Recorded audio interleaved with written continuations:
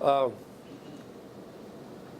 tax cuts proposed $162.1 million in relief targeted to small business through the qualified business income deduction, and another $37.8 million to lift the age limit on the tax-free military retirement benefits for veterans. I mean, $137.8 million is what it cost to lift that ceiling on military retirement benefits, to take it from 55 to 0. Law enforcement, the governor proposed $30 million to what's called the Operation Bold Blue Line, and that's to support state and local law enforcement officers to recruit law enforcement officers through bonuses, incentives, and target outreach. We're still about 300 state police officers down in Virginia right now. And I had Sergeant Black was in my office. You probably know him, Ann. He was in my office just a couple days ago. Do you remember how many he said? There's 16 in Botetourt right now, maybe 9 in Rockbridge County. 9 in Rockbridge County, 9 state police officers in Rockbridge County right now. I mean, it's tough. Plan to address compression. The problem is when you give raises to try to raise the bottom end, lower end up, you create a compression, and then higher end, the new employees are bumping up against the 5- and 10-year employees in pay. We've got a problem there, and we've got to do something to fix that compression problem. And we will. Mental health. Mental health is a huge, huge, huge problem. Homelessness, drug addiction, behavioral health. It's all a huge problem. That burden has fallen back on our sheriffs here and in Botetourt and across the state. These TDOs and ECOs where they have to pick these people up and take them and stay with them in hospitals and can't leave them unattended. The sheriff's departments are just overwhelmed with all that. It's a huge problem. So we got $200 million to try to address the mental health and the substance abuse. $20 million to fund 30+ new mobile crisis units, meeting state's goal to a 988 hotline. So we're going to have 30+ mobile crisis units. So if someone calls a 988 hotline and says, I'm going to kill myself, we can dispatch somebody there, or somebody's overdosing or whatever.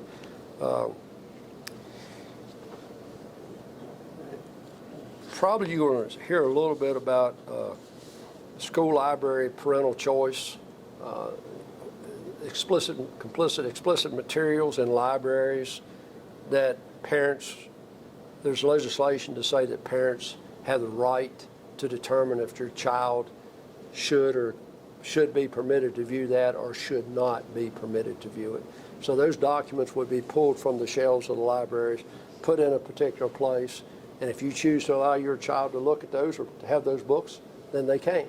But if you choose not, they will not be made available to your children. That's something I will strongly support. I think we've got to protect our children.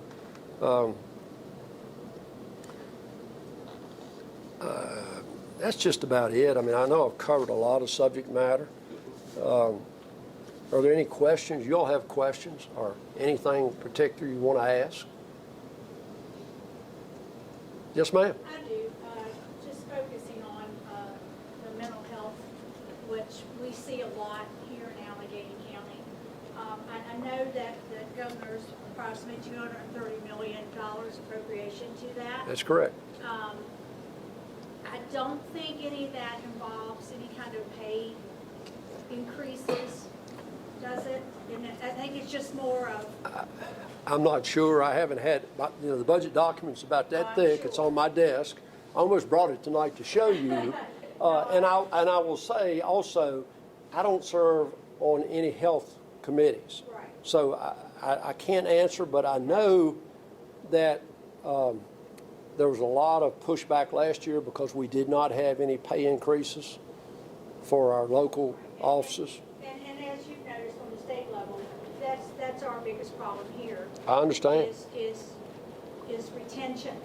That's true. Of those counselors and things. So that's something that we want to look at. And another level that comes in, and as you mentioned, some things you talked about, is that certain appropriations the state will give depending on the locality matching.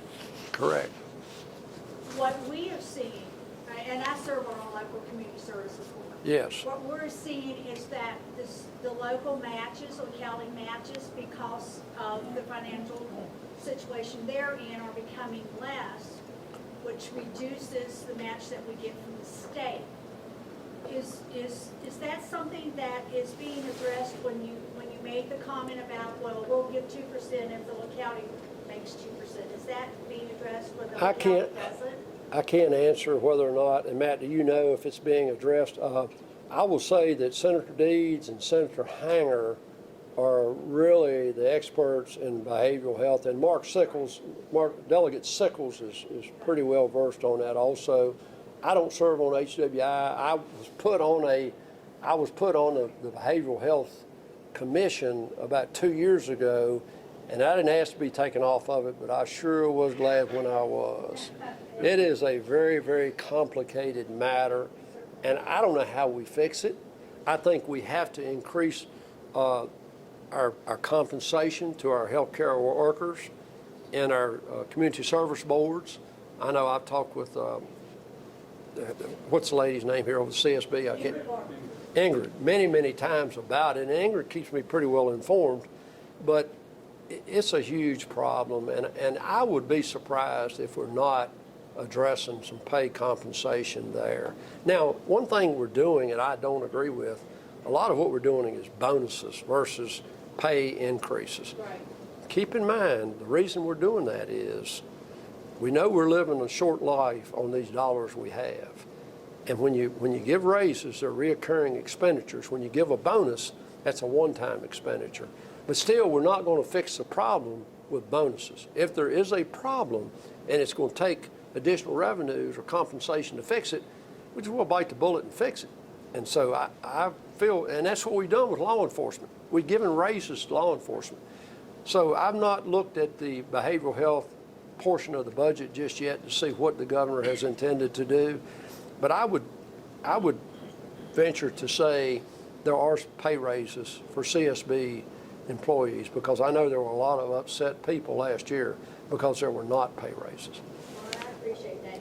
And just on another note, regarding the Lego facility, I would like to argue that my adult son probably contributed to that a lot because they got tired of shipping him Lego sets from all over the world, so that I think that's why they moved to Virginia, to save some shipping to him. So, well, they made each of us on MEI an individual character. And so I go into the MDI meeting, at the next meeting we had, and I got this little blue box sitting on my desk, and I open it up, and there's a little character with red hair and a mustache, and I read it, and it said there are 4 million characters already in place, and now you're one of 4 million who are individualized characters being made. But it's a phenomenal. If you've been to Disney World and seen the store in Disney World, I mean, my grandchildren, it's amazing what the sculptures they have. Yeah, it's pretty phenomenal. But any other questions? Not a question, but Yeah, Greg. thank you for what you do. My gosh, I'm so impressed with everything you have to deal with. And I thought I was busy. So, Well, so it's a lot. Thank you, sir. Well, thank you, Greg. Dedicating your life to this. Well, and let me tell you, I'm not going to dedicate my whole life to it because my legs are getting tired. And, you know, I had cancer 5 years ago. I'll be 5 years this January. And I went through that, and I'm healthy. I don't take any medications. I got a little neuropathy in my feet from the chemo. But you know, I am getting tired. And I drive to Richmond tonight. I'll get there late tonight. I'll get up in the morning, go to a meeting, drive back home tomorrow night. I'll turn around Sunday and go back down there. And during the week, from Monday through Friday, I'm in the building by 6 or 6:30, and oftentimes don't leave till 9 or 9:30. And I live 3 blocks up the street. I walk back up the street, go to bed, get up next morning, go right back down there. And you know, when we had the General Assembly building up on 9th and Main, we had a cafeteria in the building. So you can run up on the 6th floor and grab a sausage biscuit is what I often did in the mornings. And then at lunchtime, when you get to the house floor, you know, we're busy. And so you have lunch there. We have a meal plan that we pay for. And you go in and prepare your plate, and you come sit at your desk and eat real quick. And so you don't get a lot of time. But now we don't have a cafeteria, so there's nowhere to eat in the building. So you just don't eat regular, and you know. But I'm not complaining. I appreciate your vote and your support, and you know, as long as I'm there, I'll do my very best to work for you. So thank you.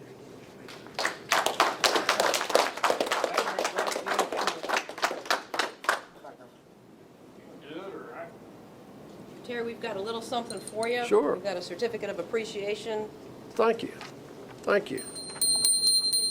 There you go. I get the idle bell. I'll put that on my desk in Richmond. Yeah. Matt, quicker. Matt, that's what you'll do. I love that song. All right, now you have to pull the winner. I have a basket that was woven by a lady from Clifton Forge on my desk. It's about yay big, and I keep my business cards in it. All right, you got to And pull so- the winner here. All right. Let's see. Let me get over here. Right there. How's that? I don't know. Oh, You got your name? no, it's me. You can't. I did not do that. You know, sliding that one up. You see that? She's sliding that one up. I had to put $1 in our board. Let's do it again. I feel bad. That's really not planned. Thank Miss you, Bob, Terry. thank you. I appreciate it. Good job. Thank you. Thank you all. Oh, I want to say one more, and I want to say one more thing. This is a redistricting year. In case you've not heard, we'll all, every 10 years, the census in Virginia is done, so we'll all serve new districts next year. I will continue to have City of Covington, Alleghany County. I'll pick up Craig County. I'll have all of Botetourt. I didn't have 3,400 voters in Botetourt. I'll now have all of Botetourt, and I'll have 2/3 of Rockbridge County. I'll go to Buena Vista, back up 60, take the city of Lexington, and then sort of follow the river over to Goshen.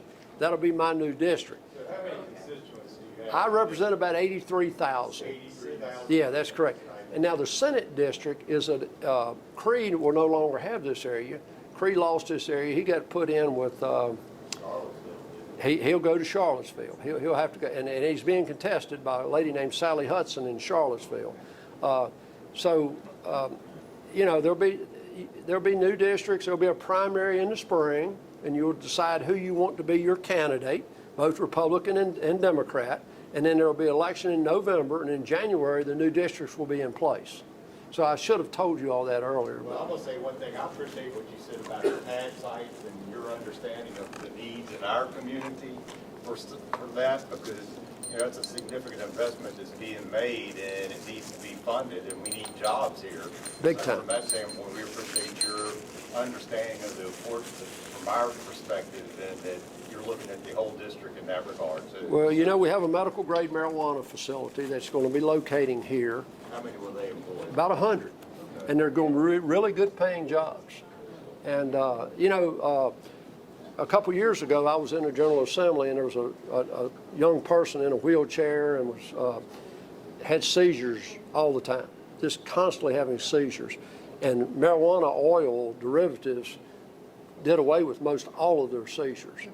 For people on chemo who are deathly ill, but I was never sick. I never was nauseated by chemo. I sat up in a bed one night, but I understand that marijuana oils taken eliminate the sicknesses associated with chemo. And I forgot to thank you for your service on CSB. I meant to say that to you. Thank you. But yeah, we did get that, and I had to put legislation in at the last, because they have a grow facility now in Bristol, and it's where the new casino is going to go. And the legislation said they couldn't have but one facility, so they didn't want to kill all their plants. They wanted to start growing here so they could meet their supply and then eliminate the demand down there. So that's what we've done. So, yep. But going off what Tom said, you were talking about these pad ready, that's an investment. It's not a 100%. handout. Yeah. And that's the difference between just giving money out willy-nilly. That's right. and investing in the future of the state. You will not get an industry to come if they've got to grade the site, because that's an unknown to them. They don't know what that cost is going to be. Here where we have limestone and different subsoil conditions, they don't know. And I will tell you, I'm working on one other thing that's pretty important, I-81. You know, I was responsible for passing the $2 billion bill that appropriated funds for I-81, but I'm working on something in the Stanton district that would begin at the West Virginia line and come all the way to 64 at Stanton and add a third lane in each direction. I'm going to tell you, to add one lane on Interstate 81 for 1 mile, $14 to $16 million a mile in today's 14. Project Buchanan to Radford, is that my understanding on 81? It's from 150 to 119 at the top of Christiansburg Mountain. We'll have 3 lanes, Okay. 3 lanes in each direction. From 150 to, I guess, 581, the next section they're gonna work on? I think it may be. I'm not sure. They're trying to get enough, and I don't think we were successful to get the IIJA monies that the feds, one of the northbound bridge is going to be replaced across 220, but the southbound bridge is not scheduled to be replaced. So we're trying to get the funds to replace it. So we can, because, you know, we had a fatality of 2 people hit on that southbound ramp. That southbound ramp off of 220 onto I-81 is the busiest ramp on Interstate 81 in the state of Virginia. We had 2 individuals hit and killed one evening there, and so there's not room for a sidewalk. That whole interchange needs to be we need a clover leaf there. I mean, it's just bad. But what we're working on I-81 would be huge. I wrote a letter to the Secretary of Transportation, Shep Miller, and they had to do a little study. The Speaker has agreed and the Governor has agreed that we've got to do something. So this would be unique. It'd be unique. But we'll see. You know, I can't say too much, but if this doesn't work, I don't have any other answers. At 14 to 16 million dollars a mile, the Highway Trust Fund, what is it, $9 billion a year? They're $8 billion a year. You take 300, well, let's just say 550 miles. And Interstate 81 is 320 miles in its entirety. So you take away what third lanes we currently have, you're probably looking at 550 miles. Multiply that by 15 million and see what you come up with. We don't have enough money to see it happen, I can tell you that. So, yeah. You have any answers, let me know. I'm all ears. So. Thanks again. Thank you, thank you. Follow up on what Greg said, you were covering so many different projects, I'm thinking I'd need a dozen maps to help me keep up. Really be good too. Watch out, Matt, they're gonna ask you to do something else. Well, what you need to know is I make $17,000 a year and Matt makes a whole lot more. So I'm grooming him to take my job so I can take his job. And I can ring this bell.